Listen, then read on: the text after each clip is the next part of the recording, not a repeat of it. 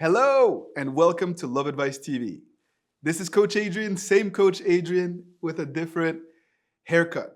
I wanted to do a series of video to address common topics, common themes that keep popping up in private coaching sessions.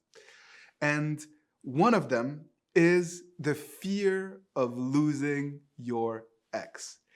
In most of my coaching sessions, that this theme keeps coming up because obviously you love your ex, you really want to make it work, and your worst nightmare is that you're going to lose them and that they're just going to, walk away, meet someone else, stop communicating with you.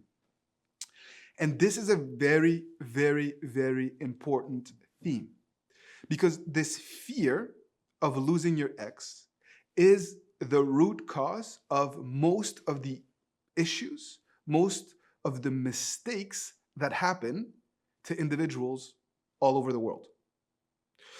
After a breakup, you are in a state of shock and this fear kicks in.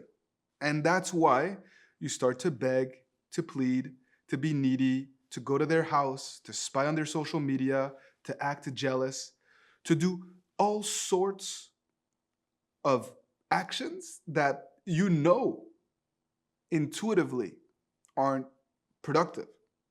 You know they're not helping you get closer to your significant other, but the emotion is so overwhelming that you act on those things.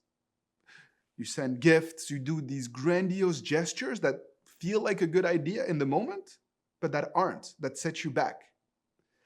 All of those are grounded in the fear of losing your ex.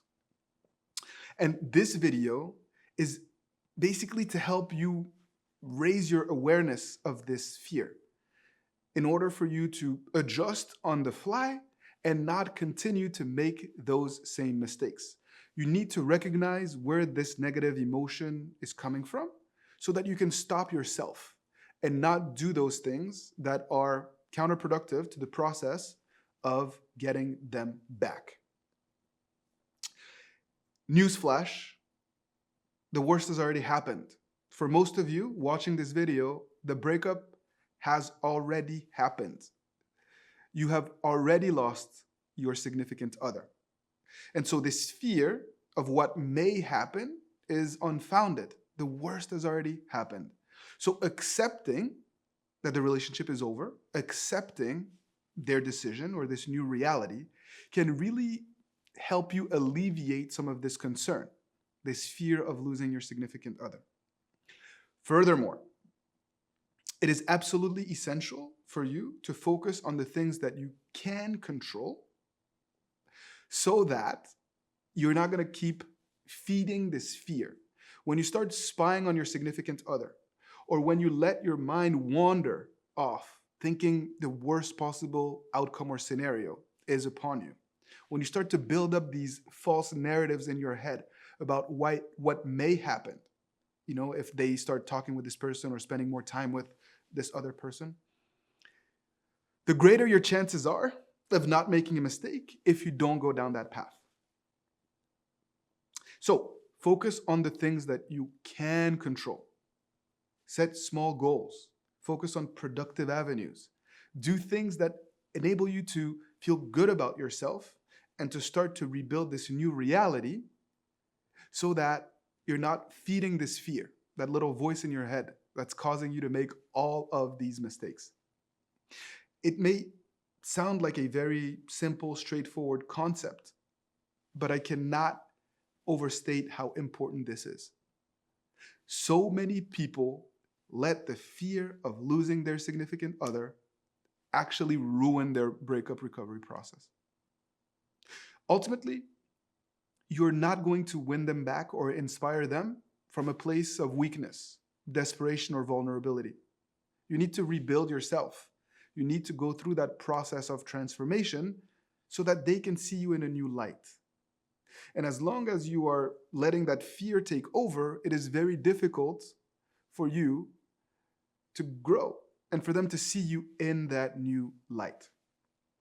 So, very important for you to always be thinking Is what I am about to do or what I am doing coming from a place of fear? Is it the fear of losing my significant other?